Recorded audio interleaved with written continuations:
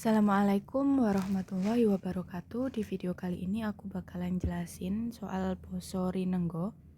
Ini pelajaran di kelas 10 dan sangat berguna juga di kelas 11 dan 12. Basa Jawa ya. Basa Rinenggo ini kalau di dalam bahasa Jawa aku jelasin menggunakan bahasa Indonesia ya. Aku campur juga dengan bahasa Jawa nantinya. Basa Rinenggo ini kalau di dalam bahasa Jawa artinya basa kang dipaesi supaya katon endah, mbregas lan ngresepake. Maksudnya gimana? Jadi maksudnya basa kang dipaesi.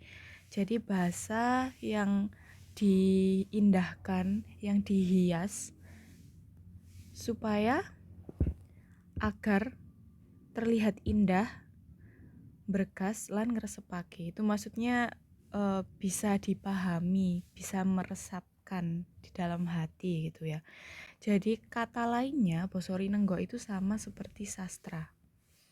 Jadi bahasa sastra, bahasa yang indah lah, yang bukan makna sebenarnya.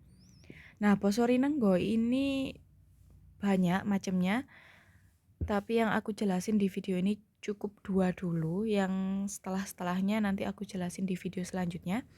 Yang pertama itu ada yang namanya tembung sarujo. Ini ya, tembung sarujo. Apa sih tembung sarujo itu? Sudah paham kan ya tembung itu apa artinya? Tembung itu kata.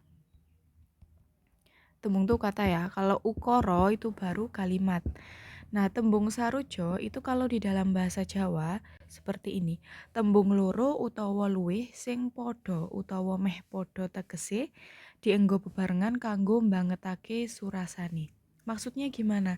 Jadi tembung sarujo itu dua tembung, tembung loro, dua tembung atau lebih, dua tembung atau lebih yang sama, Maksudnya yang sama ini apanya yang sama? Yang sama atau hampir sama. Jadi nggak hanya yang sama aja tapi yang hampir sama juga. Yang artinya tegese itu artinya dibuat bebarengan atau bareng-bareng atau bersamaan.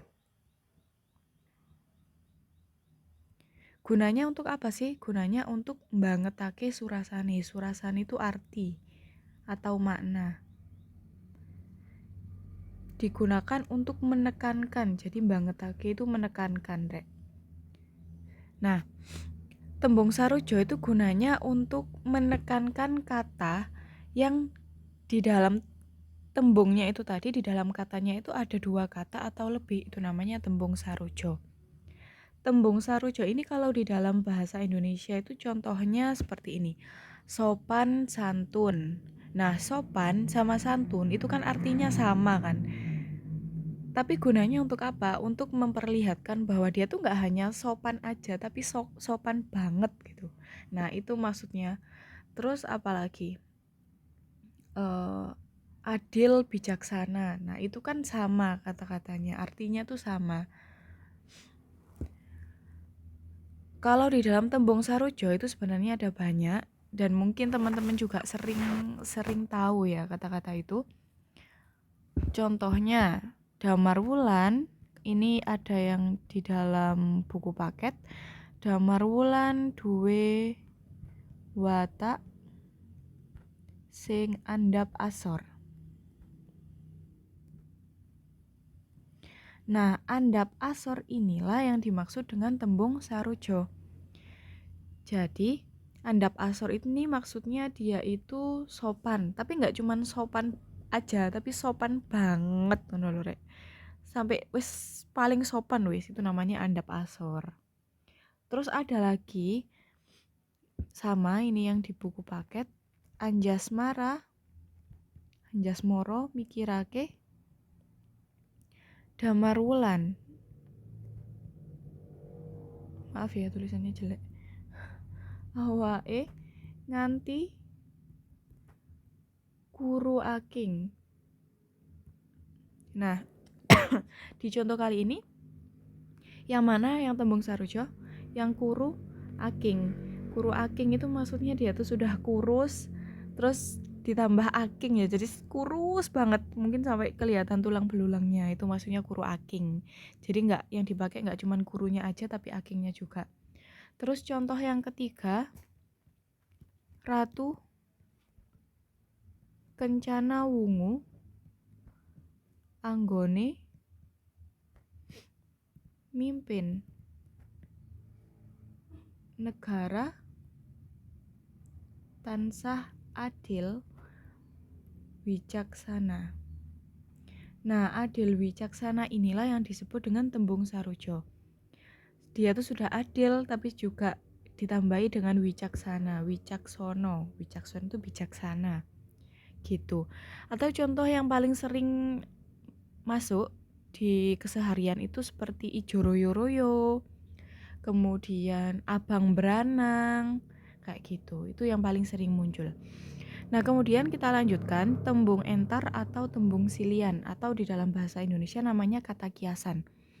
Maksudnya gimana? Jadi, kata yang artinya ora sawantahe, tembung sing tegese ora sawantahe utawa ora salugune. Maksudnya gimana sih?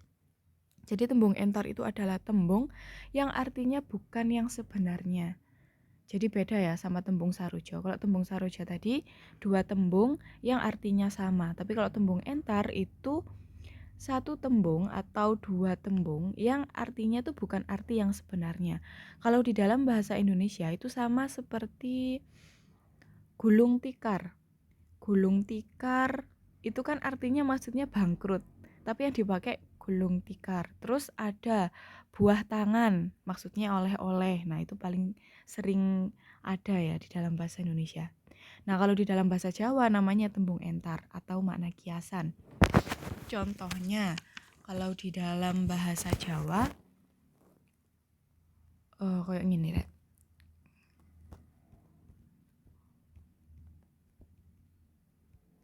Ojo percaya karo omongane dheweke iku kalebu wong sing lunyu ilate. Nah, bagian ndirek sing tembung entar. Tembung entare sing pundi? Tembung entare sing lunyu ilate. Iki sirek tak kenekno, cek gampang. Nah, lunyu ilate itu maksudnya apa sih? Lunyu ilate itu maksudnya dia mencela-mencele, di dalam bahasa Jawa. Terus ada lagi. Dheweke iku kalebu wong sing dawa tangane, makane kok barang-barangnya akeh sing ilang. Panjang tangan kalau di dalam bahasa Indonesia. Dawa tangan ini maksudnya dia suka nyuri. Kalau ini mencela-mencele, kalau ini suka nyuri. Gitu. Terus ada lagi nomor 3. Saben-saben tansah mamaerake kesugihane, bocah iku gedhe ndase. Nah, maksudnya gimana? Gedhe ndase itu besar kepala. Besar kepala itu maksudnya sombong, kayak gitu. Nah, sampai sini aku harap teman-teman paham dan ini semoga membantu. Terima kasih. Wassalamualaikum warahmatullahi wabarakatuh.